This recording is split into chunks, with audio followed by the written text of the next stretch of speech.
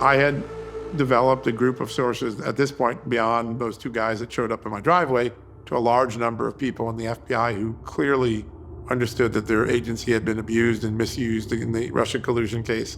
And I was getting sort of a last document dump from these sources in December of 2018, and I would get a packet of documents. And this one wasn't government documents, it was sort of a narrative. And the first half of the narrative was, here's the rest of the Russia collusion story that you might be able to put together, really strong, good leads. And then the second part was, there's this guy named Hunter Biden. And if you dig into him, this guy is in all sorts of corrupt things for his father, and there's a good chance his dad's going to run. And they've run these schemes since Joe Biden was vice president. It was extraordinarily detailed.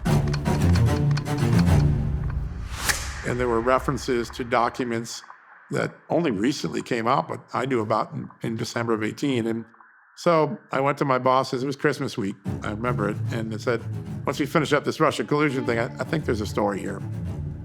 I'm Chanel Rian.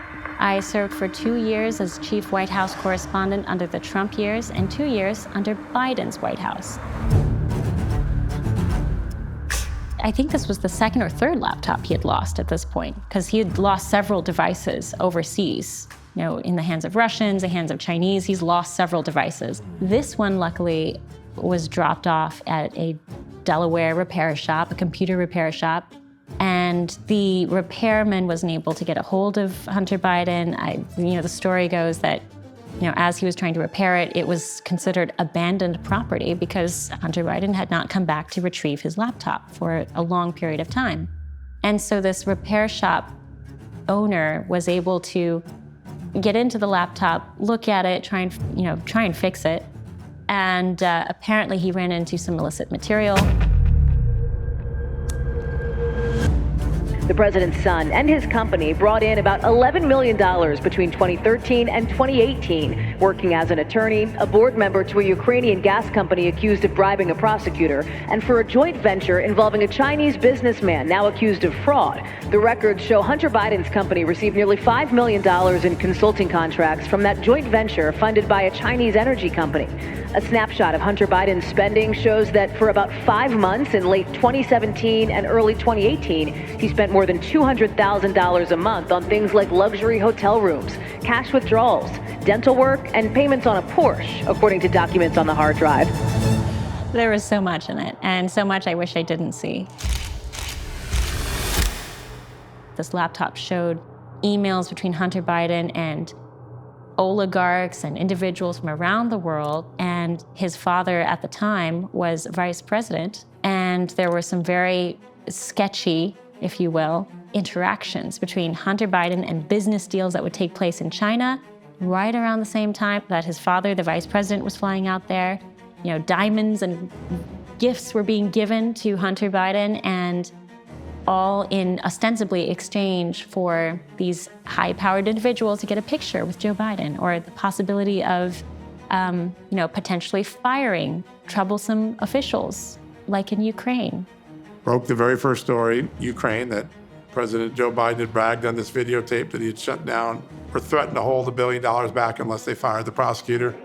I said, I'm telling you, you're not getting $1 billion. I said, you're not getting $1 billion. I'm going to be leaving here. And I think it was, 6 hours? I said, I'm leaving in 6 hours. If the prosecutor's not fired, you're not getting the money. That prosecutor just happened to be investigating his son Hunter in Ukraine. And that story hit like a nuclear weapon. I mean, all of Washington jumped on it. And I was at The Hill, which is a pretty well-respected mainstream news organization. And for 2 months, the New York Times and ABC News, you can go look at this, they all matched my story. They all said it was true. And that is why tonight I stand before you to officially launch my campaign for a second term as President of the United States. I accept this nomination for President of the United States of America. Joe Biden is taking aim at President Trump as he kicks off his 2020 presidential campaign. The former vice president held his first rally yesterday in Pittsburgh. The single most important thing we have to accomplish is defeat Donald Trump. The former head of the CIA, the former acting head of the CIA, Mike Morell, who is at the CIA during the formation of this growth of intelligence and the idea that intelligence's job is to suppress misinformation, himself creates one of the greatest intelligence community intrusions on an American election in history.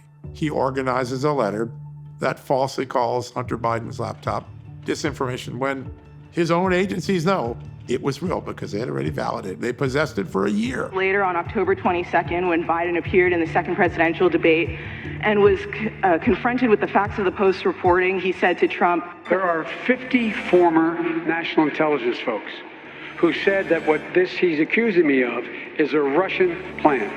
but it was not, and he knew that. Now, fast forward to this year, 3 years later. Just last spring, House investigators revealed it was a call by now Secretary of State Antony Blinken to former acting CIA Director Michael Morrell that prompted the spy letter published by Politico, which bypassed agency approval processes that would have been normally applied. That made it very clear that they were going to use outright censorship. It's not just soft censorship, was when they banned any reporting before the 2020 election of the Hunter Biden laptop story. That thing got pulled off the internet. Anybody who shared it and talked about it could get their accounts shut down.